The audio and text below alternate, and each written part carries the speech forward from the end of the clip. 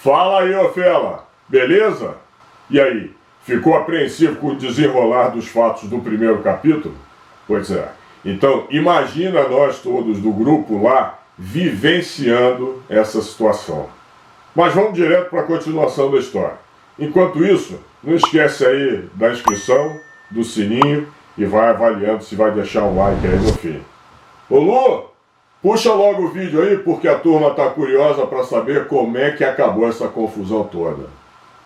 Bom, claro, 2 dias de espera, o grupo foi arrumar algumas atividades para fazer, além de revisar todo o equipamento da expedição e coisa do gênero. A gente foi também conhecer uma fazenda que tinha perto da cidade e nessa fazenda o sujeito mantinha lá alguns animais bastante interessantes. Entre esses animais tinha 2 onças pintadas, a coisa mais linda do mundo. 2 animais realmente espetaculares. E lá, o expedicionário bonitão aqui teve uma experiência, um contato bastante selvagem com uma delas.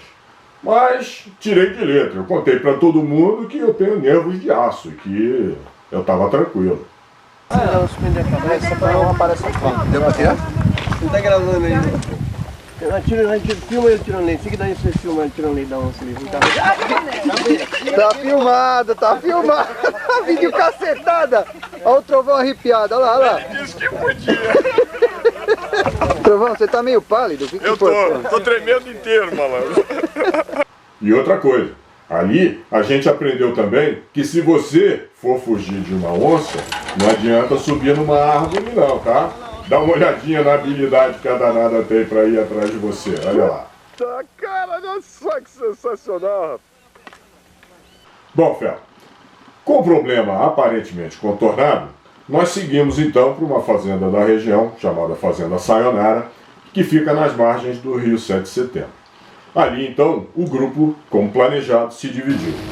Uma parte entrou em 2 barcos e começaram a subir o Rio 7 de Setembro para cruzar o Culuene e alcançar o Rio Xingu lá em cima.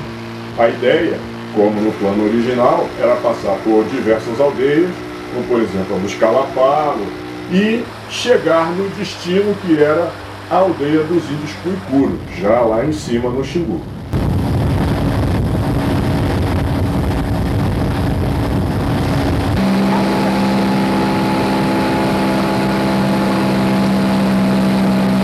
A outra parte do grupo, à qual eu pertencia, voltou com alguns dos carros para a cidade, embora nós tivéssemos deixado 3 dos carros ali na fazenda. Então nós voltamos para a cidade e o nosso objetivo era, pelo tempo que o pessoal de barco iria levar para chegar pelo rio até a aldeia dos Cuicuros, nós esperaríamos na cidade e iríamos num aviãozinho teco-teco no segundo dia, voando direto para nos encontrar com eles na aldeia dos Cuicuros. E assim nós fizemos. Aliás, foi bastante interessante a volta, porque nós fomos surpreendidos por uma cobra surucucu atravessando a estrada. Então, claro, aproveitamos o momento para dar uma espiada em como é que é o bicho, né? Muito bonito. Mas sucuri morte também. Eu não quero saber não. Bom, passaram-se os 2 dias, e então o meu grupo, no segundo dia, foi pegar o aviãozinho para voar até a aldeia. Aliás, até hoje eu fico me perguntando como é que eu tive coragem de voar num equipamento daquele e naquelas condições. Agora, se vocês puserem o peso meio pra frente, assim, até nós subir depois. Tá. Vai lá pra frente, pode bastante. Tá, deixa eu parar a filmar. Um avião pequenininho, apertado e, infelizmente, uns 2 ou 3 anos depois, o René até me contou que o Marcos, o piloto do avião, caiu com aquele mesmo avião lá na região e morreu. Então, realmente, até hoje eu não sei como é que eu tive coragem de fazer aquilo. Mas fomos. A verdade é que a viagem foi um espetáculo, porque você assistir aquelas curvas intermináveis do Rio Xingu e a mata da região é realmente um espetáculo da natureza. Sob esse ponto de vista, valeu muito a pena. E a gente foi na inocência. porque a gente não sabia o que já estava acontecendo lá.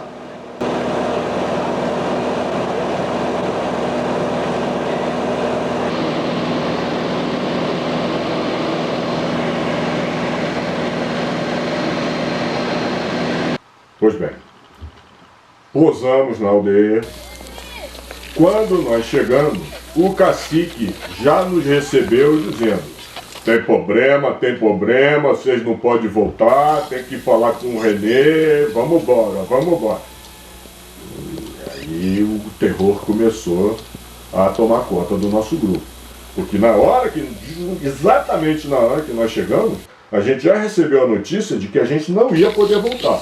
A gente ia ter que ficar ali na aldeia. Bom, dividimos o grupo de novo, fomos eu e o Toninho, junto com o cacique, para encontrar o Renê na beira do rio. E ficava longe, então a gente precisava ir de bicicleta. O que a gente não sabia é que já no dia anterior, o grupo que tinha vindo de canoa pelo rio já tinha sido aprisionado, sequestrado pelos índios. Eles foram arrancados do acampamento onde eles estavam, foram levados para um lugar chamado Posto Leonardo, que é um posto avançado da FUNAI e que tem esse nome em homenagem ao Leonardo Vilas Boas, e já estavam lá aprisionados pelos índios. Pelo menos eles liberaram o Renê para voltar até a aldeia dos Cuicuro, sabendo que ele iria se encontrar conosco, para que então, nesse encontro, a gente pudesse montar um plano para negociar o resgate. Olha só. E o rio era razoavelmente longe da aldeia, por isso que a gente teve que ir de bicicleta. Fomos. Encontramos o Renê na margem do rio, e o Renê parecia uma caveira, abatido, faminto. Os índios já tinham roubado a comida toda, eles já estavam há mais de um dia sem comer. O Renê me contou como é que estava a situação. Nos contou o Renê, então, que tinha um grupo grande de índios calapalo que mantinham o nosso grupo sob a mira de armas e o tempo todo fazendo ameaça, porque vão bater, vão meter a borduna, vão matar vocês, tem que pagar resgate. Então já estava uma situação extremamente tensa lá no Posto Leonardo. Voltamos para a aldeia para tentar negociar a nossa volta para a cidade. E o argumento principal utilizado foi o seguinte: se o grupo todo ficasse uma parte no Posto Leonardo e outra parte ali na aldeia, não ia ter como resolver o problema do resgate. A gente não ia ter como negociar com ninguém, nem buscar os recursos ou as coisas que eles estavam exigindo para liberar o grupo todo. Foi uma situação extremamente tensa, os índios não queriam concordar de jeito nenhum, mas finalmente concordaram. Entramos todos no avião e mesmo na hora em que o Marcos, o piloto, começou a taxiar para sair, ainda veio um grupo grande de outros índios que não tinham participado da conversa, vieram agarrar nas asas do avião para não deixar o avião subir. O Marcos era um piloto muito experiente ali na região e ele já sabia mais ou menos os gostos e como tratar o pessoal dali da aldeia. Teve uma conversa rápida com um dos subchefes, subcaciques, sei lá, que ficou batendo na janelinha dele, conversou sobre alguma coisinha ali rapidamente, deu mais uns presentes para o cara, e os caras, então, finalmente liberaram a saída do avião. E aí, nesse momento, não teve preparação, não teve nada. Do jeito que o avião estava, o Marcos apontou para frente, deu gás e decolou. E aí, meu camarada, na hora que o avião saiu do chão, foi como se a turma... Foi instintivo. A turma dentro do avião é como se a gente tivesse feito o gol da partida final da Copa do Mundo. Foi uma gritaria, aquele negócio todo de alívio, porque foi realmente uma situação extremamente tensa e a gente já estava achando que não ia realmente conseguir voltar para a cidade em função de todos os acontecimentos que já estavam passando. Aliviados, porém preocupados, a viagem de volta, embora linda lá por causa da paisagem, mas ninguém mais conseguiu aproveitar da paisagem, né? Porque a gente só vinha discutindo o que tinha que ser feito, para onde tinha que se ligar, com quem que tinha que fazer contato e coisas do gênero, porque a ameaça era muito séria e a exigência de resgate era real. Agora, não era só isso. O que a gente também ainda não sabia, e só fomos descobrir 2 dias depois, é que os 3 carros que nós deixamos lá na fazenda Sayonara também já tinham sido sequestrados pelos índios. Veio uma turma para lá, levou os carros embora, roubou tudo que tinha dentro do carro. Porra, eram caixas e caixas de comida, gerador, equipamentos, rádios. Amassaram os carros todos com um golpe de borduna, arriaram os pneus dos carros, depois de levar também para um lugar próximo do tal do posto Leonardo. Mas até então a gente nem sabia que isso estava acontecendo. Bom, Fela, foram 2 dias de negociações tensas, ligando para Deus e todo mundo, conversando com Deus e todo mundo, negociando valores, veículos que estavam sendo exigidos como resgate. Nessa altura, um monte de gente da cidade já estava sabendo da situação, um monte de gente vinha fazer contato conosco para contar suas histórias e experiências também com tribos ali da região. E o fato é que nesses 2 dias, os índios lá foram aos pouquinhos deixando alguns dos colegas voltarem, sempre de avião, porque os barcos, os motores, os equipamentos todos ficaram tudo por lá. Então era a maneira até mais segura, entre aspas, para o nosso pessoal voltar para a cidade. E nessa, o Marcos, o nosso piloto lá com o Teco-Teco, ia fazendo viagens de ida e volta para ir trazendo o nosso pessoal aos pouquinhos. Agora, ainda assim, depois que todo mundo voltou e chegou são e salvo de volta a Canarana, ainda tinha o problema dos 3 carros que a gente ainda nem sabia que tinham sido roubados também. Nós ficamos sabendo, nesse 2º dia, depois que todo mundo voltou, por uma casualidade. Um caminhoneiro da região que passou pelo posto Leonardo achou estranho ver aqueles veículos lá abandonados, com os pneus arriados e coisas do gênero. Quando ele voltou para a cidade, ele foi assuntar aquilo com os amigos, com os conhecidos. Nessa altura, todo mundo da cidade já estava sabendo o que estava acontecendo e ele acabou vindo nos contar o que aconteceu. Então ele disse que viu os carros, em que estado que os carros estavam, e aí se transformou num outro drama, num outro dilema. Como é que nós vamos terminar essa negociação do resgate com os índios, porque a gente não sabia antes onde sequer os carros estavam. E eles estavam usando aquilo para negociar o resgate. Bom, de forma resumida, até porque não dá para dar muitos detalhes, a operação de resgate foi assim. Contratamos um policial e um mecânico. Eles foram para lá na noite, madrugada, levando compressor, bateria de reserva e coisa do gênero, porque os carros estavam com os pneus arriados e a gente não sabia se os carros estavam sem bateria, porque os carros foram completamente depenados e vandalizados.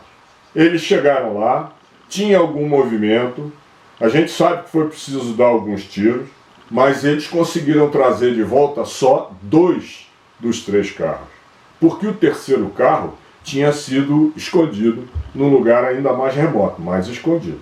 Mas pelo menos os 2 primeiros carros eles conseguiram trazer durante a madrugada. E o 3º carro, eu já vou te contar o que aconteceu depois. Mas o fato, Fel, é que foram dias de sufoco. Para alguns foram 3 dias, para outros foram 2 dias. Para o meu grupo que estava no avião, foram só algumas horas. Mas foi uma situação realmente muito tensa pelo nível de agressividade que a gente encontrou lá com os índios. Mas mesmo com a situação tensa que estava lá na aldeia Cuicuro, eu tenho que te contar pelo menos 2 lances que são absolutamente inesquecíveis. O primeiro, eu te contei que a gente foi de bicicleta da aldeia até a margem do rio para encontrar o Renê. O cacique foi na frente, nos guiando. Aí você imagina a cena. Aquele cacique gordão, com aquele bundão, nu, sentado naquele cilindro pequenininho da bicicleta, e conforme ia pedalando, os balangandã batendo de um lado e do outro. Como é que pode? Como é que consegue andar de bicicleta assim? Esse foi um. O segundo lance, embora tenso, mas rendeu recordações hilárias. Os outros colegas que estavam conosco no avião, o grupo de índios obrigou-os a ir para um determinado lugar lá para ficarem vigiados. E esse era um local onde os índios normalmente ficam conversando. E qual é o protocolo do lugar? Chega todo mundo, fica de cócoras, sabe como é que é a posição de cócoras? Nus. E todo mundo conversando. Mas uma instituição que existe lá entre os índios é, enquanto eles conversam, eles peidam. Então, era aquele negócio de tudo quanto é índio que estava ali vigiando os colegas, conversando e peidando. Aliás, o Júlio Saroca contou pra gente que tinham uns que eram realmente muito potentes, que chegava a arrancar poeira do chão. O que você acha? Bom, depois de passar do sufoco principal, e mesmo sem ter conseguido resgatar o terceiro carro, que a gente já estava quase dando como perdido, a gente ainda teve que sair corridos de Canarana. Por quê? Nós ficamos sabendo que um grupo de índios estava vindo para a cidade porque não tinha ficado satisfeito com a situação da negociação do resgate. Então, foi aquele negócio de todo mundo pegar seus pertences pessoais, jogar tudo dentro do carro e partimos e fomos embora de Canarana. E realmente os índios chegaram lá, uma hora depois, e cercaram o hotel. E o negócio ficou ainda mais tenso, porque, com a situação sendo de conhecimento de todo mundo da cidade, quando a turma da cidade soube que os índios cercaram o hotel, veio uma turma de fazendeiros de picapes armados para frente do hotel também. Bom, fala daqui, negocia dali. Felizmente, não houve nenhum confronto e a coisa se dissipou. Nessa altura, a gente já tinha ido para Nova Chavantina, esperando justamente o desenrolar do que ainda ia acontecer com o terceiro carro e coisa do gênero, mantendo contato pelo telefone com o pessoal do hotel e o pessoal da cidade, e algumas pessoas da FUNAI, alguns índios também que tinham ficado lá em Canarana, dando apoio para a gente nesse negócio. E aí, quando a gente estava em Nova Chavantina, a gente soube que o cacique dos caciques da região conseguiu fazer uma intervenção e foi lá no posto Leonardo descobrir onde estava o terceiro veículo, e aí sim a gente conseguiu resgatar o terceiro veículo e também a carreta, aonde a gente estava carregando com os barcos. Então o encontro final realmente de todo mundo foi em Nova Chavantina. Olha lá, o 110 voltou, bacana. Esse é o Júlio.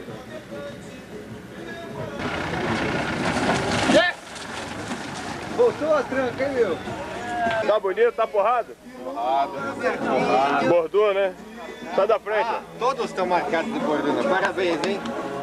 E ali em Nova Chavantina, alguns dos componentes da expedição ainda pegaram o avião mais uma vez para ir sobrevoar as coordenadas do que seria o campo do Cavalo Louco, pelo menos para documentar isso na expedição. Porque àquela altura, os objetivos principais da expedição já estavam todos perdidos, né? Afinal de contas, os barcos já tinham sido perdidos, os motores, os equipamentos todos, então realmente não daria para fazer muito mais coisa conforme tinha sido originalmente planejado. Ainda em Nova Chavantina, uma parte do grupo se dirigiu para visitar a Serra do Roncador, que também é um lugar muito bonito e que também é muito místico ali na região, além de ser um dos locais preferidos do Fawcett. E por quê? O Fawcett acreditava que ali existia um portal por onde ele entraria e alcançaria lugares com civilizações perdidas. Aliás, até hoje, ainda tem gente que acredita que as cavernas que existem lá nessa região da Serra do Roncador são uma espécie de portal de passagem para outras civilizações ou, quiçá, outras dimensões. Nós chegamos a conversar com uma guia que conhece bastante a região e que nos deu algumas explicações sobre as crenças que existem ali na região da Serra do Roncador. E a região da Serra do Roncador também nos proporcionou imagens maravilhosas.